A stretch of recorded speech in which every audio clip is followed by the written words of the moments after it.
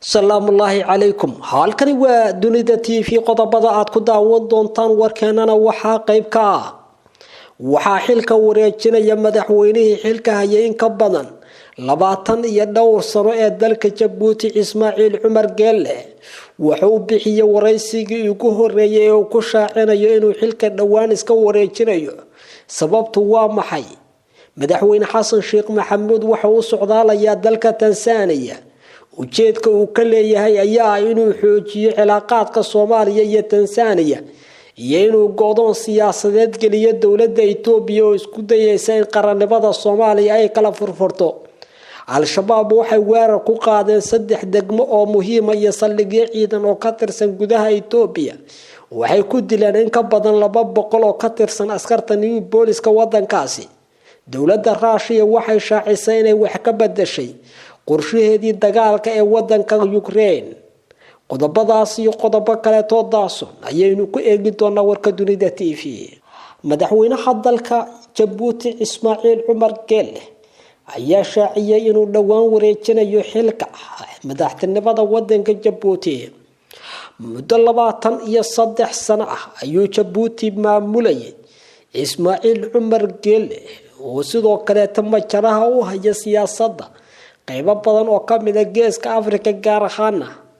gobolka looga hadlo afka Soomaaliga madaxweyne Ismaaciil Cumar Geelle oo mucaaradkiisu ay muddooyinkii ugu dambeysay kula jireen harjad culus oo ay ku doonayaan in talada dalkaasi uu ku wareejiyo ayagoo ku eedeey inuu ku fashilmay amniga iyo horumarinta wadankaas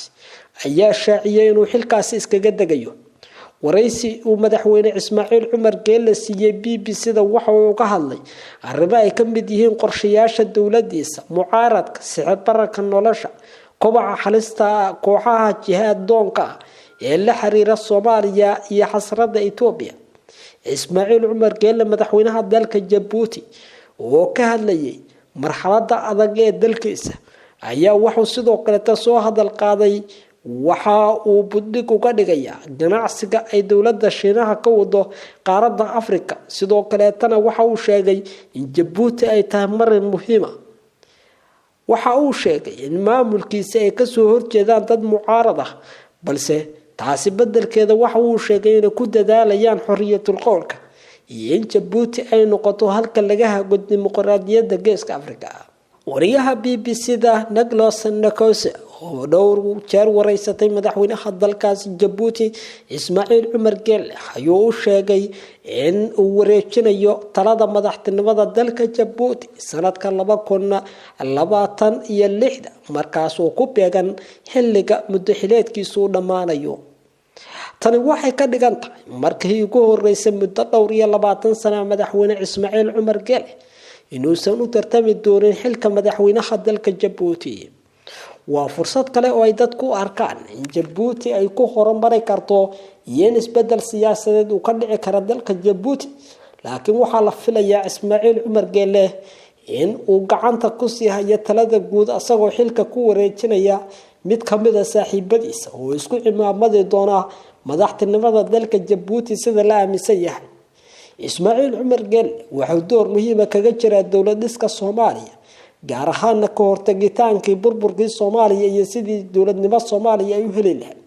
wuxuu sidoo kale kaalin xooggan ka qaatay sidii xilka madaxtinimada u wareejin lahaa madaxweynihii hore ee Soomaaliya Maxamed Cabdullaahi Farmaajo kaas oo si adag uga hor yimid muddo xileedkiisii xilli isku dayay inuu muddada kororsado madaxweynaha Jamhuuriyadda Federaalka Soomaaliya Mudane Xasan Sheekh Maxamuud ayaa ku wajahan wadanka Tansaaniya sidaynu xoga ku helay wareedyo muhiim ah oo madaxtooyada Soomaaliya ay ka heshay dunida TV waxay xaqiijinayaan in madaxweyne Xasan Sheekh Maxamuud uu ku wajahan yahay dalka Tansaaniya si uu qayb uga noqdo dadaalada lagu xoojinayo isdhexgalka wadamada geeska Afrika sidoo kale tan lagu soo celinayo siyaasadda ku dhisan saaxiibtinimada ee wadamada gobolka qabanqaabada lagu soo dhaweynayo madaxweynaha Jamhuuriyadda Soomaaliya Xasan Sheekh Maxamuud iyo wafdigiisa waxa laga dareemayaa dalka Tansaaniya halkaas oo la filayo inuu kula kulmo madaxweynaha dalkaasi Saamiya Suluuc oo ay ka wada hadli doonaan arrimo la xiriira iskaashiga labada dal iyo xoojinta xiriirka wadamada Tansaaniya iyo Soomaaliya xubno ka dhow madaxweynaha jamhuuriyadda federaalka Soomaaliya mudane Xasan Sheekh Maxamuud ayaa dunida TV u sheegay in Xasan Sheekh socdaalkiisu uu yimid kadib markii Itoobiya ay isku dayday inay carqalad ku noqoto dowladda cusub waxaana la filayaa in dhammaan wadamada gobolka uu ka dhaadhiciyo madaxweynaha jamhuuriyadda Soomaaliya in garab istaag xooggan loo muujiyo dowladda federaalka socdaalka uu ku tagayo Tansaaniya kadib waxaa la filayaa inuu tago dalka Masaarida halkaas oo sidoo kale kula kulmi doona madaxweynaha dalkaasi Cabdi Fataax al-Siisi waa qorshe ballaaran oo istiraatiijiyadda dhinaca soo celinta xiriirka caalamiga waana niyad jab weyn oo ku wajahan wadamada doonaya in dowladnimada Soomaaliya ay noqoto mid aysan doonayn inay sare u soo kacdo ama ay dowladnimada Soomaaliya dhisbato waa safarkii lixaad ee madaxweynaha jamhuuriyadda وسفركii lixaad ee madaxweynaha dalkeena Xasan Sheekh Maxamuud uu ku tagay wadan ka baxsan Soomaaliya waana soo celinta xiriirka caalamiga ah Soomaali oo heshiisa dunidana la heshiisa sidaas waxa aaminsan saaxiibada madaxweyne Xasan Sheekh Maxamuud kooxda hubeysan ee Al-Shabaab ayaa weerar ku qaaday saldhigyadii ugu waaweynaa ee ciidamada Booliska dalka Itoobiya waxaana la soo wariyay in saldhigyadaasi lagu qaarajiyay in ka badan 200 oo askarta dalka Itoobiya gaar ahaan kuwa loo yaqaan Booliska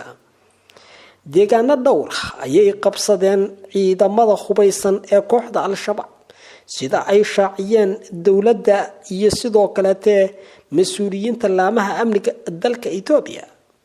ila wareed muhiim ah ayaa sheegay inay qabsadeen deegaano dhowr isla markaasna halkaasi ay iskaga bixeen ciidamadii lagu weeraray ee dawladda Itoobiya xaalad halis ah ayaa soo wajahday mas'uuliyiinta sarsare ee dowladda deegaanka Soomaalida ee Itoobiya tirada ciidamada ku dhintay xerada Aato ee gobolka Afdheer ayaa la sheegay inay dhan tahay 183 askari oo ka tirsan ciidamada Booliska kuwaas oo uu ku jiro sargaalkii hogaaminaya oo lagu magacaabi jiray dhanka kale xerada ciidanka ee Yeed ayaa la sheegay inay ku dhinteen ku dhawaad 100 askari oo booliska Booliska waxayna guud ahaanba isku gaarayaan 279 boolis sida ay sheegeen mas'uuliyiinta sarsare ee ciidamada saraakiisha iyo sidoo kale madaxda gobolka gaar ahaan kuwa dowladda deegaanka Yeed iyo Aato ayay gacanta ku dhigaan kooxda Al-Shabaab waxayna halkaasi ka riixeen ciidamadii Booliska ee ku sugnaa saldhigyada ay qabsadeen waxa la sheegay qasaare xooggan uu ka dhashay dowladda Itoobiya ayaa wacad ku martay inay dib iskaga riixi doonto kooxaha argagixisada ee soo weeraray wasiirka arrimaha dibadda dalka Russia Sergey Lavrov ayaa sheegay in howlgalka military ee Moscow ee Ukraine uu dhaafsiisan doono gobolka bariga ee Donbass taas oo cadeyn u ah inuu dagaalku ballaarinayo waraysi uu siiyay wakaaladda wararka RNA ayaa waxa uu ku sheegay in ay xaqiiqo tahay in juqraafi ahaan isbedeleen taas oo dagaalka ku sii ballaarin doonaan Turkiga Iran iyo Russia ayaa dhawaan ku dhawaaqay isbahaysi taas oo loo arko inay tahay go'a jajabka iyo dhibaatada xooggan ee ku wajahan wadamada reer galbeedka warka ka daawanaysa dunida TV waa inta nabadgelyo